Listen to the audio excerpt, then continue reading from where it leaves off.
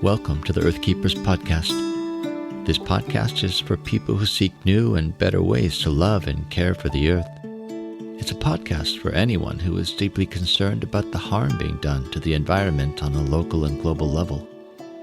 It's a podcast that builds community and connection between people of like heart and mind, people who believe that earth care should be integrated into every aspect of life. And for many in the Earth Keepers community, that includes our spiritual lives. I'm Forrest, and in this episode I'll be talking to Sandy Gibson, co-founder and chief innovation officer of Better Place Forests, an organization that supports people in their end-of-life arrangements while conserving and protecting natural areas. In doing so, they practice their core mission of helping every person to write a better ending to their story. People still need ritual to say goodbye to their loved ones and to move on. People still want a sense of place, to know that they're a part of a community for future generations or to know that they'll be remembered. If they're choosing cremation, they typically don't want the offerings that are in traditional cemeteries. So we created a new option where people could choose a beautiful forest. They could choose a beautiful tree as their marker. And their family can come back into that beautiful forest and have that spreading experience and really have those memories of knowing that the person they love is in a beautiful place that they want to be. Welcome, friends, to the Earth Keepers podcast. Welcome, Sandy. Maybe you could orient our listeners by telling us what it is that you do day to day. Thank you, Forrest. Really appreciate you having me. My name is Sandy Gibson. I'm the founder of Better Place Forests, and we are the first sustainable alternative to traditional cemeteries for families who choose cremation. How Better Place Forests works is that instead of a grave and a tombstone in a traditional cemetery and burying someone you love there, our families are choosing cremation. They're often hosting traditional funerals or hosting a celebration of life, and then they're bringing the ashes of their loved ones to the tree, and that's where we prepare the ashes and then spread them beneath that tree. And how it really works is that 80% of baby boomers are planning to choose cremation. They're typically not pre-purchasing cemetery plots the way that their parents did. And that's not because people have entirely moved away from tradition religion. People still need ritual to say goodbye to their loved ones and to move on. People still want a sense of place, to know that they're a part of a community for future generations or to know that they'll be remembered. If they're choosing cremation, they typically don't want the offerings that are in traditional cemeteries. So we created a new option where people could choose a beautiful forest. They could choose a beautiful tree as their marker. And their family can come back into that beautiful forest and have that spreading experience and really have those memories of knowing that the person they love is in a beautiful place that they want to be. Yeah, fantastic. Well, I'm wondering if you could talk about what's sustainable in terms of the environment in this new approach. And I ask that because listeners to this podcast are really concerned about becoming better earth keepers, finding ways to change their actions to make a positive impact in the world. So what's sustainable about Better Place Forests? So first off, choosing cremation, even though cremation is energy intensive, is still much less energy intensive than a traditional burial. You don't have to make a big casket. You don't have to install a big tombstone. You don't have to dig out a very large amount of earth, which is mostly done by machines and not by people. There's the occasional cemetery where you might still have gravekeepers, but generally you're going to be bringing in a backhoe. So there's a lot of energy intensivity into the traditional funeral process. Our customers are choosing things like cremation, or they're choosing water cremation, which is much less energy intensive. And if they do choose cremation, we have a partnership with One Tree Planted where we plant impact trees. Those more than offset the emissions from carbon from their cremation. At a Better Place Forest level, to go further, by choosing us, they're helping contribute to the purchase, endowment, and permanent protection of the forest. So they know that they're contributing to creating and protecting a beautiful natural space. So really, everything you've said there opens up a lot of topics I want to talk about, but I'll actually tell you a story from my own life, which is kind of frustrating for me. When my mom passed away, she died quite young. There was some conflict about what we were going to do to remember her and mark her grave, so to speak. And I was all for scattering her ashes at the base of a tree up on our family property in the mountains outside of Seattle.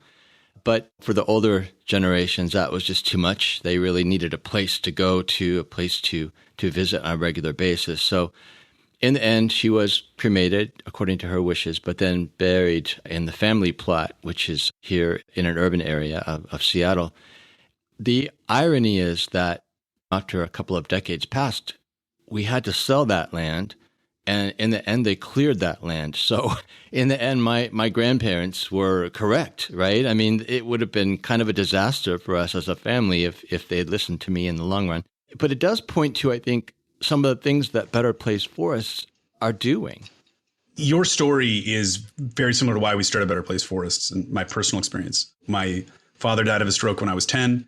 He was much older and much more traditional, so he wanted a traditional burial.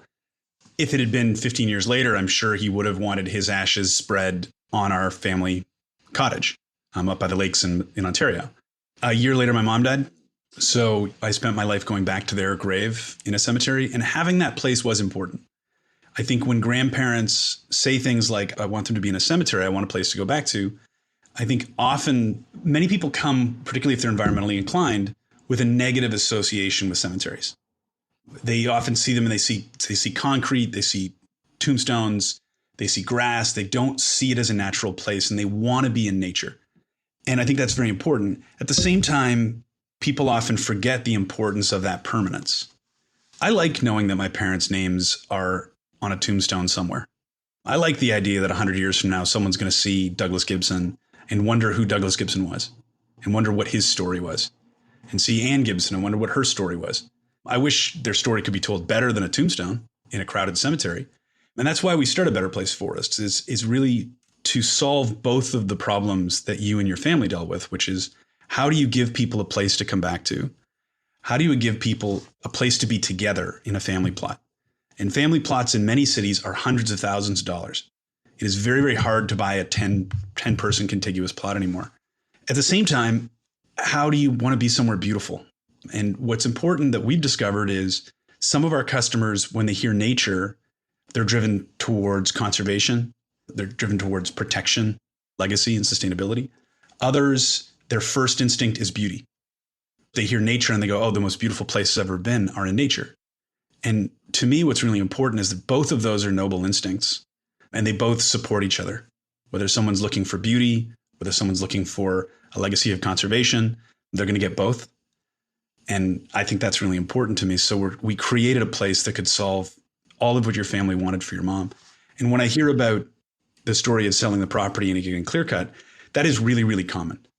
One of the number one objections we get from people, particularly wealthier families, they hear about Better Place Forests and they go, that sounds great, but I want to be on my farm or I want to be on this. And then we get a lot of calls later on saying, hey, can you move this tree onto your property? And of course, it's very, very, very hard and it's extremely unlikely that someone can move a 50-year-old tree. So it's unfortunate. And I think that's the beauty of having permanent protection and beauty and nature. I want to come back to this thing that you mentioned, water cremation. And recently, the death of Desmond Tutu brought attention to end-of-life practices that are more environmentally friendly. He had done to his body aquamation or alkaline hydrolysis. And honestly, I didn't know about that until this had been an item in the news. Apparently, it uses 90% less energy, this process. I wonder if you see his choice as signaling any kind of cultural shift in the conversation about end-of-life choices.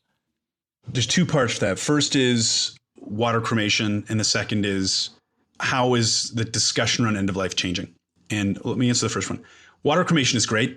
It's not widely available yet. It's difficult to get the facilities permitted, but it's something that we're very supportive of, and we've had a number of families choose.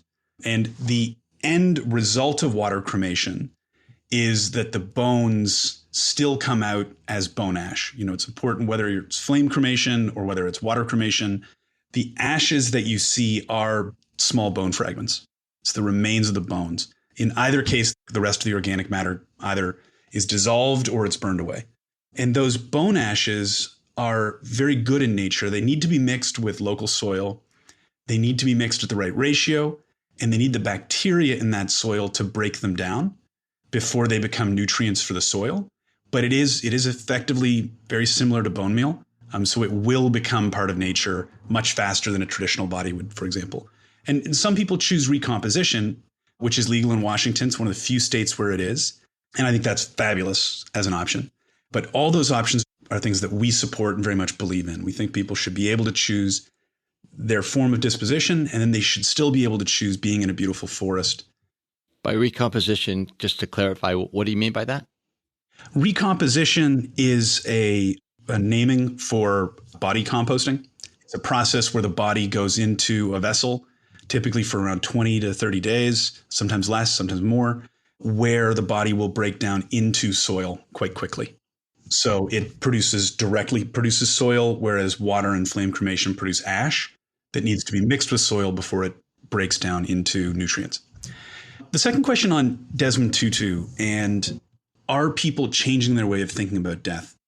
I would say they are, but they're still very much avoiding thinking about it. Death, particularly in American society, is something we don't like to think about. Obviously, for personal and professional reasons, I think people should think more about it.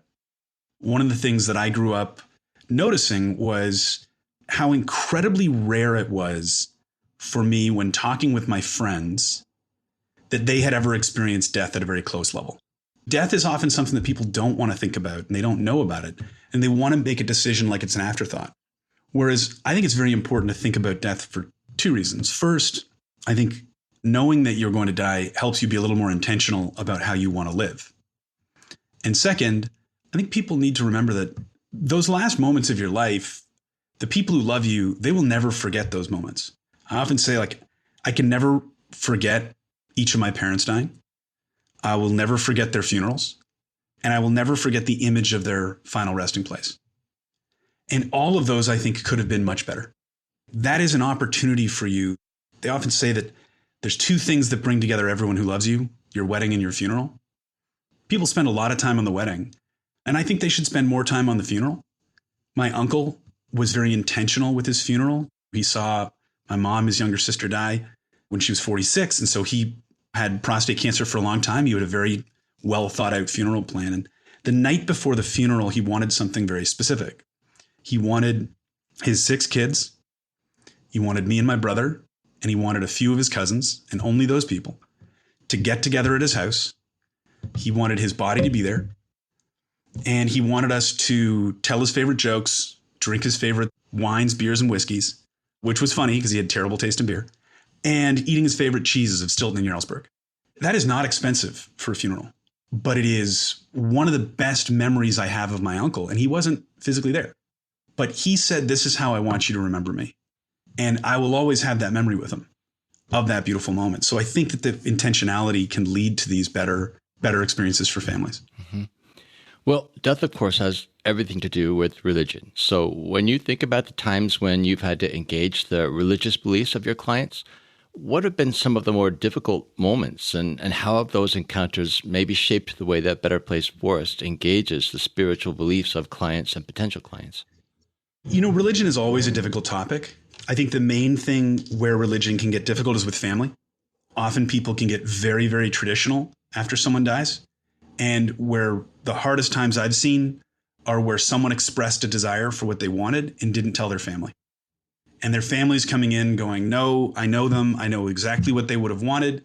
And another sibling or a child says, "No, I know them," and they wanted something different. It can actually be one of the number one areas which causes fights for families. And so one of the things that we say is when we're helping families with their funeral planning, I often tell them that saying what you don't want is just as important as saying what you do want. It is very important if, for example, you don't want a traditional mass for your funeral. You have to tell your family that, because if they don't know that and they are devout, they probably think you want one.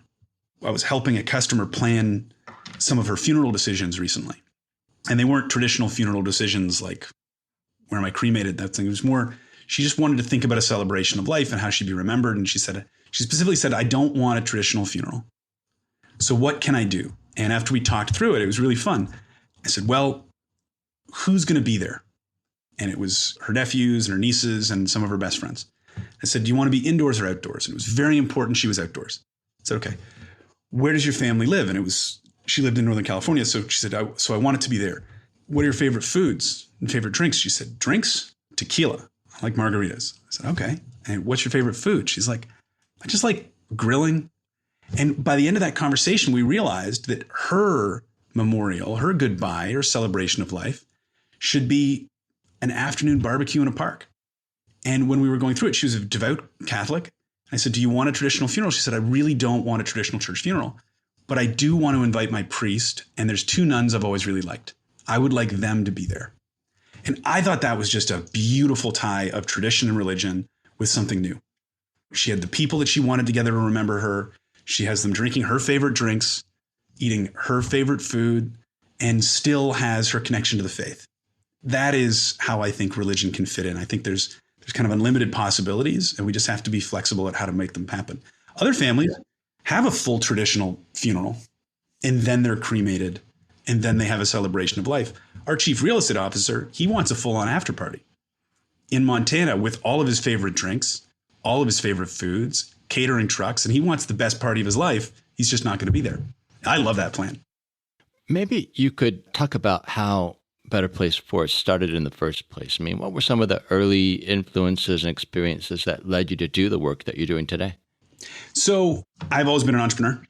I started my first companies in college. When I was 10 years old, I started my first devil stick making business. It's those juggle them with two sticks and the stick in the middle. I don't know what else they're called. And my mom was very proud. She's like, this is great. Drove me to Home Hardware so I can buy all the doweling and start making the stuff and start selling them. And so I've always believed that entrepreneurship is really important. It's the way that we create new things. At the same time, I very strongly believe that businesses should have positive externalities, not negative externalities. So a negative externality is you run a pig farm and you dispose of all the extra waste in the river. That's obviously a very negative externality that you shouldn't be doing that. Positive externality is how do you create a product that actually leaves the world better than it was before? Some of the great examples are people making designer shoes out of waste plastic. That's a great positive externality. The more shoes get bought, the more waste plastic goes away and doesn't end up in trash. My best friend and business partner, Brad Milne, our COO, and I were talking about new ideas. We used to run a software company in Canada. We were talking about what we wanted to do next. And I very much liked the idea that you could find something that had a positive spin on it. And I'd read a book called Cradle to Cradle. And Cradle to Cradle is an amazing book. It's one of the first books that inspired the design thinking movement around environmentalism. Not business is bad, we should reduce economic growth, but more of how do you redesign a business process so that it's good? And one of the really famous examples was they got brought in to work on a chemicals factory in Germany. And at that point, that factory was disposing of a lot of waste into a river. The new design that they came in, they said, well, tell you what, why don't we stop using river water as an intake and let's start recycling the water from our existing process. And what they discovered was that was actually better because there was no waste in water form that was going into the river, but also it meant that they were always using distilled water that was incredibly predictable, as opposed to when they were using river water that changed from season to season and made it really hard to run the same processes at a very high level of fidelity. So approaching a business as a design problem and saying, how do you create a sustainable, economically positive business, I think was possible. And when we were talking about different ideas, trees instead of tombstones came up. And actually the origins of Better Place Forest were that Brad had sent me one of these articles and I said, this is a terrible idea. There is nowhere to put these things. There is no way you could sell these things and make money. It's a nice idea. I don't ever see it working. And 5 days later, I was at my mom's grave, my parents' grave for my mom's birthday, March 1st, 2015. And I remember standing there and their cemetery plot is like 15 feet from the street. And it's right by a bus stop that the city of Toronto put there. And I'm standing there and it's a shiny black granite tombstone, which seemed like a good idea at the time. It was a terrible idea. So you see the cars driving past you reflected in the tombstone. And that is just not how you want to feel when you're visiting. I'm sure you get to visit your mom sometimes. And I don't know, crying in public is not something I like doing. Feeling emotional and vulnerable in public is something I really don't like doing. So, a cemetery in a public space is not ideal. And I'm there seeing these cars and I'm like, God, I hate this place. And then the bus stopped and it's like that loud, screeching air brake sound. And I was like, there's got to be a better place than this. I was like, that's actually a really good idea. And I walked out of the cemetery and I called up Brad and I said, I know what we're doing next. We're going to do the tree thing, but we're going to own the land. We're going to be the land. Specifically because in that moment, I realized I don't visit that often. I want the visits to be good. I want them to be beautiful. I want the memory to be beautiful. And if that means I have to drive an hour and a half, that is perfectly fine by me. Heck, if my parents could have been in Muskoka, which is 3.5, 4 hours from Toronto where I lived, or in Whistler, BC, because that's the last place I ever spent with them, I would love them to be there. I'd visit less, but I'd know they were in a place that mattered to all of us and that was incredibly beautiful. And that's the image that I want. I want to think of my mom. I want to think of a beautiful place. So that is the origin of Better Place Forest. Clearly, we can see the benefits in terms of earth care to this approach, but I think that it goes even beyond the creation of memorial forests. I wonder if you could talk a bit about your partnership with One Tree Planted and about that sort of added environmental benefit and what the intention is behind that. The vision of Better Place Forests is to help every person write a better ending to their story. I think everyone can. We don't get to choose how we're born, but we do get to choose a fair amount of the end of our life if we want to. And part of that, I believe, is the importance of giving everyone a chance to know that they've left the world a little bit more beautiful than they found it. So we partner with One Tree Planted. When you buy a tree in a Better Place Forest, we plant between 25 and sometimes more than 1,000 impact trees. And those are planted in drought and fire affected areas of California and the United States. And the reason for that is that we realized early on the forests that we buy need to be relatively close to cities or need to be in a really iconic location like Yosemite or Mendocino. And so we're buying very expensive land. We're protecting 20 to hundreds of acres each time. Typically, our smallest forest is now 40 acres. So it's going to be in the tens to hundreds of acres, not tens of thousands of acres, because the land where you can have the maximum impact of reforestation is very, very far away. So by doing this, we maximize the environmental impact while also creating these really beautiful places that people want to go and visit and be remembered in. I am guessing that a lot of listeners are hearing your message, hearing about the company, and really responding positively, like this is something that we could do potentially, but there's a problem. Better Place Forest is not all over the world, much less all over the US. I'm wondering, what are people to do with that? I mean, is your plan to grow the company? Are there other companies like this? I mean, maybe comment on what people are to do with this knowledge that they're gaining. So my hope is they come to the website and sign up no matter where they're from. Currently, we have 9 forests open, 5 of which are in California. We're throughout California from Lake Arrowhead in the south up to Mendocino in the north. We are in Arizona. We're in Minnesota, Illinois, Connecticut, and Massachusetts. So we have 4 forests that are currently open. We do have a 5th that will open either later this year or next year in California. And then we're going to be expanding across the country. We're, of course, going to keep opening forests to cover everywhere possible. Now, it's not easy. No one's ever written a county development code with the contemplation of a memorial forest in it. So when we go to counties and we say, hey, there's this beautiful land, there's a landowner that wants to preserve it, we want to come in and turn it into a conservation area, and we're going to spread ashes beneath people's trees. That's just a new business model that was not contemplated well. So we've got to work very closely, and it just takes a lot of work to work with the neighbors, to work with the county, to get permits to be allowed to operate and open. So we're trying to expand as quickly as possible. I would say I love the emails that I get asking why we're not somewhere yet. My answer is always, we're working on it. It's a strange idea to think about, but is franchising a possibility? I don't think the economics for franchising would make sense. It's fairly expensive to open a forest. Take the most iconic franchise model like a McDonald's or a Wendy's. Typically, they're going to charge you something like $2.8 million for that. And a lot of that is paid for with debt. So there are lenders who will lend to someone who wants to pay the $3 million for a franchise. Otherwise, I don't think the numbers would work. There's not enough people with $3 million sitting around saying, I want to open a McDonald's. Of course, we do partner with land trusts. So we have some land trusts that have beautiful properties that want to turn a portion into a conservation area for a memorial forest like ours that is close to a similar franchise concept where we partner with them. But currently we don't. I think franchising would be very expensive at this point in time.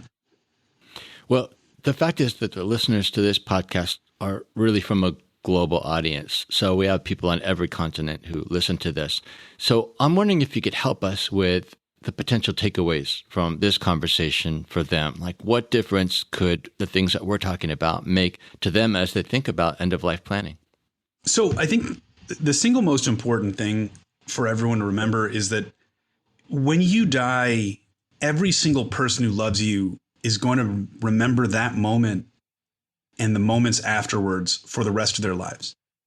It is an opportunity to make it beautiful. It's a gift that you can give someone of planning ahead and thinking through what you want them to do. And even things as simple as notes. You know, my mom had terminal cancer for 7 years before she died. She never left a note to me and my brother because it's such a hard thing to write. How do you write that final note? You want it to be perfect. I mean, what I would encourage people to say is that perfect should never be the enemy of good. Get that small note card and just say, "Dear Forrest, I hope you know how proud of you I am. I'll always love you, Grandpa." Like, that is all that's needed to have an enormous impact on someone's life for the rest of their life. So I strongly encourage people to do that, to think of the things that matter to them. What's your favorite hymn or song that you want played? What's your favorite food? When people die, they're looking for those moments of connection. And if you can say, my favorite drink, my favorite wine is a William Sellium Russian River Pinot. I had it for the first time in like 2012, and I never knew wine could taste so good. I would love to know that my friends got together and drank a bottle of that wine and said, "Sandy, I get it. I feel connected to you now." Those are beautiful, beautiful moments. And I think we can all do that. No matter where we are, no matter what the cost is, we can tell people how to remember us and how much we cared about them. And I think the world would be a much more beautiful place if everyone did that. In terms of earth care and sensitivity to the environment, are there choices that people can make in their planning, even if they don't have access to a Better Place Forest? Again, being clear to your family that you would like a cremation, a traditional cremation with carbon offsets, or water cremation, or a natural burial are all good options. It's just important to tell people what you want. Offsetting the costs of a traditional cremation is not particularly expensive. It's not hundreds of dollars. It's probably in the tens of dollars range. So if that's important to someone, just tell your family. They're going to be spending a lot more than that on the cremation. Adding a little bit more to choose a cremation provider who offsets those cremations is fairly straightforward. And then again, telling people what you want for your ceremony is also very important. It seems to me that you are creating these opportunities because you've had the courage to think beyond what is, and even to walk forward into things that other people might at the outset consider ridiculous or undoable. In terms of, generally speaking, our approach to earth care, I wonder if you could talk about that. Talk about the power of creative thinking, of enterprise, of shaking up conventional models in order to do things better in terms of earth care. Yeah, so I love this conversation. In general, the conversations I've had around it fit into two camps. One is folks who say business is business and it should have nothing to do with making the world better. It's about profits. And the other are folks who often come from the standpoint of business is bad. It's just about profits. It can't make the earth better. And the answer is both of those camps are wrong. The key, again, is looking at books like Cradle to Cradle and saying, how do you design a business model that's good? How do you design a business model where the output of the product is something people want to buy, and the externality, the thing that happens as a result of making that product, is good for the earth? And I think that's the key thing, because people forget that businesses aren't moral or immoral. They're organizations designed to generate profits. And profits are really, really important. They're not bad. Japan in the 1980s, the reason they've had almost no economic growth since 1990 pretty much is because they built a massive economy with no profit. When they realized it was highly leveraged and they had economic troubles, there was no way for businesses to say, okay, well, we're going to lose money for a couple of years. We have lots of savings. They had no savings. They were heavily, heavily indebted to their own banks. That doesn't work. You have to create a successful, profitable business. But the best way to do that is by building a product that is actually good for the world. You look at fashion companies like Rothy's that designs its luxury shoes out of recycled materials. That's inspirational to me. That's a good idea. And why it works is because you're going to consumers and you're saying, hey, normally you buy luxury materials. How do you want to buy beautiful materials that make the earth better? That to me is very compelling. That's possible. There's an interesting and controversial sometimes discussion is Chick-fil-A. Chick-fil-A decided to get into coffee. When they decided to get into coffee, they spent 5 years building a supply chain where something like more than 200 to 300% more money ends up in the hands of local villagers who work there because they designed it very specifically saying, how do we create coffee? How do we work with local farm collectives, local nonprofits to make sure that these profits go back to the people who actually work on the coffee? All of this is possible if you just start with the intention of saying, I want to make a successful business, which means I want to create a product that customers want to buy. And I want to make sure that in the act of making that product, I want the supply chain to be better for the world. It's totally doable if you say those are the two things that we're going to achieve, that we want to achieve. And I think if more people entered with that approach of saying business can be good for the world, and here's how we're going to make it that way, I think you can get there. I totally believe it's possible, and I hope Better Place Forest is an example of how it's possible. We've been in conversation with Sandy Gibson of Better Place Forests. For more information on topics covered in this conversation, go to the show notes for this episode on the podcast website. If you appreciate this podcast and want to help us expand its global reach, please share this episode with a friend. You can also show your support by subscribing. Just go to whatever platform you listen to podcasts on and hit the subscribe or follow button for the Earthkeepers podcast.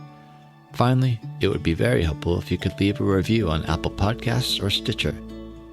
I'm Forrest Ginsley, your podcast host. Our executive producer is James Amadon. Our producer is Dave Ulfers. Forrest Reed is our editor and the creator of our original music. Our research assistant is Rochelle Nordman, and Jesselyn Gentry is our social media director. Thank you, friends, for listening. Please join us for our next conversation on the Earthkeepers podcast.